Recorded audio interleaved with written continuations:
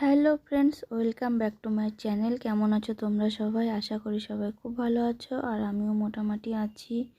তো জামাই ষষ্ঠীর কোনো ভিডিও তোমাদের দিতে পারিনি, কারণ কোনো ষষ্ঠী হয়নি এবার। তো দেখো, সকাল সকাল ভাত বসিয়ে দিয়েছি, সিদ্ধ ভাত, আর এদিকে বেগুনও ভাজা বসিয়ে দিয়েছি। আর এদিকে দুটো কাঁঠাল পাততে গিয়ে 5টা কাঁঠাল পড়ে গিয়েছিল। তারপরে হচ্ছে ননদের বাড়ি একটা দিয়ে এসেছে, ছোট ননদের বাড়িতে। আর 2টা কাঁঠাল আমি কেটে নিব তরকারি করার জন্য। তো সকালের ভাত টাত খাওয়া দাওয়া করে দেখো এদিকে কাঁঠাল কাটতে বসে পড়েছি। চলো চটপট কেটে নিই। তাদের কেটে সিদ্ধ বসিয়ে দিয়েছি কাঁঠালটা। আর এদিকে অল্প চিংড়ি মাছ নিয়ে এসেছিল, তো কাঁঠাল দিয়ে চিংড়ি মাছ করব।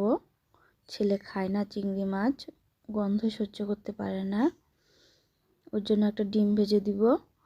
আর এদিকে সব সবজি কেটে নিয়েছি,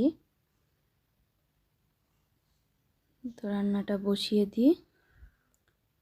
তো মোটামুটি আজকে কিছু রান্না করিনি, শুধু কাঁঠালের তরকারিটাই করব, আর হালকা ডাল করেছি সকালে।